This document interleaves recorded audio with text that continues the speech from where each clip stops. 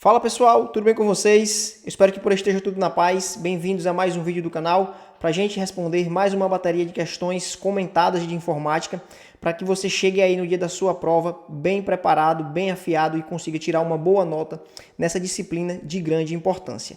Então prepara aí o teu material para fazer as devidas anotações e bora lá começar. Vamos dar início agora a uma sequência de questões de informática para o cargo de assistente social. Vamos lá para a primeira questão. A computação em nuvem, Cloud Computer, permite o acesso remoto a recursos computacionais como armazenamento, processamento e aplicações por meio da internet. Isso tem transformado a forma como as pessoas e empresas utilizam serviços digitais, promovendo economia de recursos e flexibilidade. Com base nesse conceito, assinale a alternativa correta. Letra A.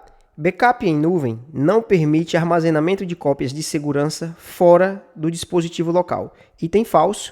Uma das principais características do armazenamento em nuvem é justamente a possibilidade de você conseguir salvar os seus arquivos fora do dispositivo local. Então, quando você armazena o seu arquivo na nuvem, você está armazenando em um servidor fora da sua máquina, fora do seu dispositivo local.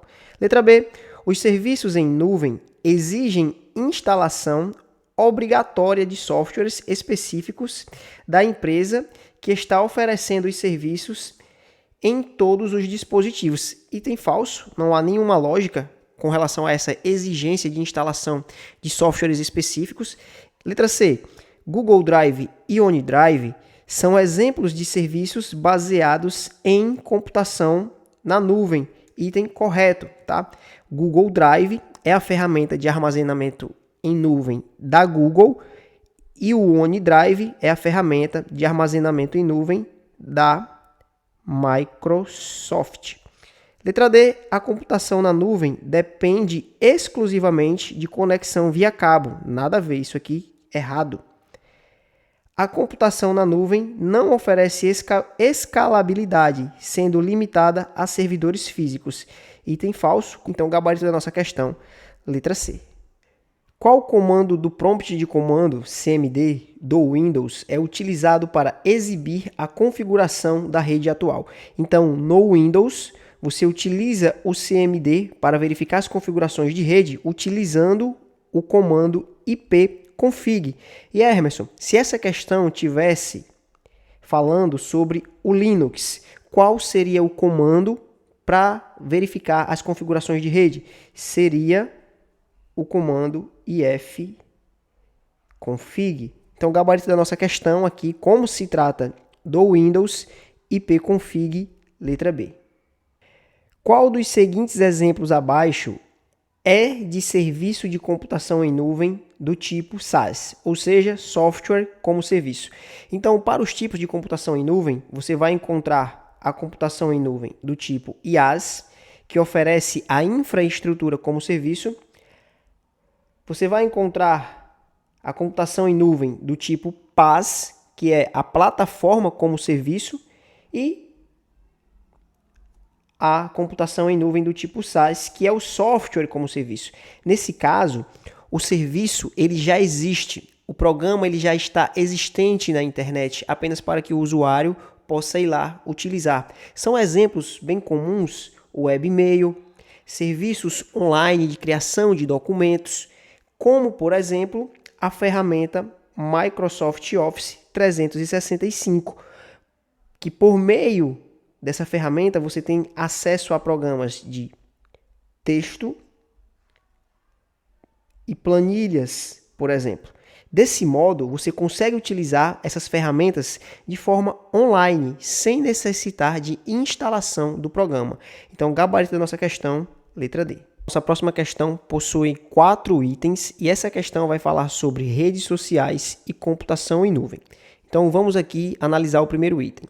Em ambientes de computação em nuvem no modelo PaaS, ou seja, plataforma como serviço, fornece infraestrutura física, até aqui correto, enquanto o gerenciamento de software e dados é responsabilidade exclusiva do usuário, que deve instalar e manter os aplicativos localmente. essa parte aqui deixou o item falso, tá?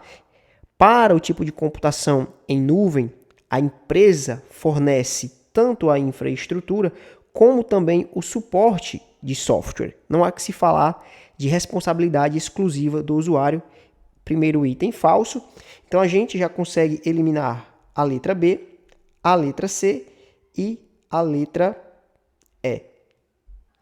E vendo o quarto item, que fala sobre os serviços SaaS, que eu já comentei na questão anterior, que é o software como serviço, veja o que é que o item diz. Serviços SaaS, software como serviço, disponibilizam aplicativos que exigem instalação local. Item falso, já aqui na primeira parte. Porque você viu na questão anterior, eu falei que o modelo de computação em nuvem SaaS não há necessidade de instalação de programas para que você consiga utilizar. Você não precisa instalar o programa localmente na sua máquina para você começar a utilizar. Como foi o exemplo do Microsoft Office 365, que você consegue utilizar essas ferramentas de texto, planilha, criação de apresentações já na própria internet, utilizando o navegador. Então, item 4, falso. Dessa forma, nós eliminamos a letra D e, por eliminação, nós encontramos o gabarito da nossa questão na letra A. Sobre os diferentes tipos de software e suas características, analise as afirmativas a seguir. Então, antes da gente passar para analisar os itens, faça algumas anotações importantes. Nós podemos classificar os softwares, os programas, como sendo software livre, onde a principal característica de um software livre é possuir o código fonte aberto, ou seja, isso possibilita que sejam feitas modificações nesse programa, personalizações.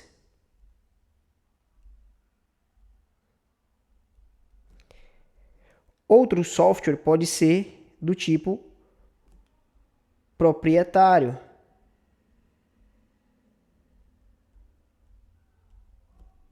que nesse caso tem a característica inversa ao software livre. O código-fonte é fechado, não sendo possível realizar modificações e personalizações. Existem também os softwares básicos ao funcionamento do computador, e o principal exemplo é o sistema operacional. Existe também o software utilitário. Esse tem a função de trazer melhorias ao sistema operacional. Ele vai trazer algumas funcionalidades adicionais. E por fim, o software aplicativo, que tem como característica a criação de arquivos, podendo ser arquivos de texto e planilhas eletrônicas. Sabendo disso, vamos analisar agora os itens. O software de sistema é responsável por oferecer os recursos básicos para o funcionamento do computador, incluindo o gerenciamento de hardware, sendo o sistema operacional um exemplo mais representativo. Item correto, tá? Veja que o software básico tem aqui como seu principal exemplo o sistema operacional, que tem como característica ser o software responsável por gerenciar os recursos do computador. Então, item 1, correto. Softwares utilitários são considerados parte do software básico, pois também tem a função de controlar diretamente o hardware, de maneira semelhante ao kernel do sistema operacional. Item falso, você viu que o programa, que o software utilitário, ele tem a funcionalidade de trazer opções adicionais de melhoria para o sistema operacional e não de controlar diretamente o hardware. Essa é uma característica do próprio sistema operacional. Software livre é todo software gratuito cujo código-fonte é obrigatoriamente fechado. Opa, aí não, esse item também está falso. Você viu que a principal característica do software livre é possuir código-fonte aberto. Softwares aplicativos têm como principal objetivo atender necessidades específicas do usuário final, ou seja, criar arquivos, como edição de textos, criação de planilhas e navegação na internet. Item 4, verdadeiro, gabarito da nossa questão, letra A.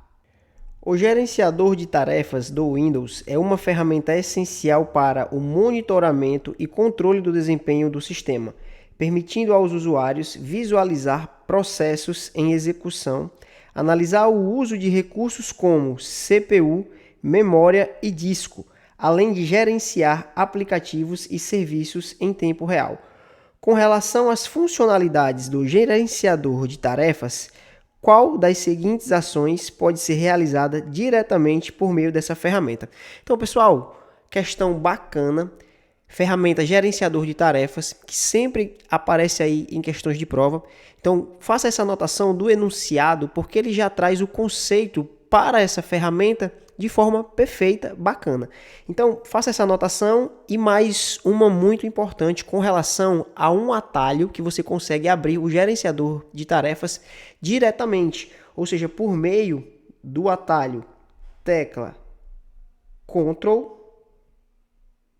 mais Shift mais ESC. Então, eu vou pressionar aqui Ctrl Shift ESC e veja que o gerenciador de tarefas foi aberto. E por meio dessa ferramenta, como a questão diz, eu consigo verificar os processos que estão abertos, os programas que estão sendo executados e consigo ver o desempenho das ferramentas, como por exemplo, CPU, que no caso é o processador, memória RAM e os discos rígidos instalados aqui nessa máquina. Então, voltando para as nossas alternativas e vendo que a questão pergunta aqui para a gente qual das ações pode ser realizada diretamente por meio do gerenciador de tarefa, veja que a que mais se encaixa para a gente é o item C, exibir gráficos detalhados sobre o uso de CPU, ou seja, processador, memória e disco. Então, mais uma vez aqui, abrindo para você verificar, aqui eu tenho todas essas informações referentes ao processador, à memória RAM e aos discos. Então, gabarito, letra C. A linha de comandos Linux é usada para enviar pedidos ao terminal Linux, também conhecido como Shell. O objetivo do terminal é receber esses comandos de forma semelhante ao prompt de comando ou PowerShell do Windows e ao terminal do macOS e repassá-los ao sistema operacional executando as ações solicitadas. Então, nessa primeira parte do enunciado, você tem aí a definição do que é que faz o programa interpretador de comandos. E para isso você tem um comando, você tem um programa interpretador no Linux, que é o Shell, enquanto no Windows você tem o prompt de comando, que também é conhecido como CMD ou o PowerShell. Faça aí essas anotações, porque vira e mexe aparece aí nas questões. A questão perguntando para você qual o nome do programa interpretador de comandos do Linux, do Windows. Então, nesse caso agora, você já sabe. Agora, assinale a alternativa que contém o comando base para navegar pelos arquivos e diretórios no Linux. Então, leia navegar como acessar. Ou seja, por qual comando você consegue acessar as páginas? Você consegue fazer isso com o comando cd, gabarito, letra B. Na próxima questão, nós temos uma questão que vai abordar o assunto extensão de arquivos. E uma extensão de um arquivo nada mais é do que a identificação desse arquivo. Por meio de uma extensão, você consegue saber qual programa criou ou pode abrir esse arquivo. Então, você vai ter basicamente o nome do arquivo seguido de uma extensão, separado por um ponto. Então, por exemplo, nome do arquivo, .docx. Essa extensão identifica que esse arquivo é um arquivo de texto e pode ter sido criado, por exemplo, pelo Word, que é o programa padrão de salvamento para a extensão .docx, mas pode também ter sido criado pelo Writer. E no momento de salvar esse arquivo, você escolheu a extensão .docx, porque a extensão padrão para o Writer é .odt. Então, dito isso, vamos analisar aqui os itens. Arquivo de biblioteca de vínculo dinâmico. Essa característica é de uma extensão .dll, onde arquivos com extensão .dll são compartilhados por vários programas dentro do sistema operacional. Arquivos de foto, falou de foto, nós estamos aqui diante de uma extensão de imagem. Então, uma muito conhecida é a extensão JPG. Arquivo de texto não formatado, um arquivo criado pelo bloco de notas, recebe a extensão .txt. Arquivo Windows Media Audio, vamos aqui com uma extensão WMA. E arquivo de programa executável, uma extensão .exe. Então, pegando essa sequência, gabarito da nossa questão, letra E. Então, nós finalizamos aqui mais uma bateria de questões comentadas de informática. Se esse vídeo te ajudou de alguma forma, deixa aí o teu like, considere se inscrever no canal, deixa aqui nos comentários quantas questões você acertou, para qual concurso você vem estudando. E para você que desejar aprimorar o seu conhecimento na disciplina de informática, você vai encontrar o link na descrição desse vídeo para baixar a apostila com 800 questões comentadas de informática, para você fazer as suas anotações e cada vez mais melhorar o seu conhecimento. Valeu, um forte abraço e até a próxima.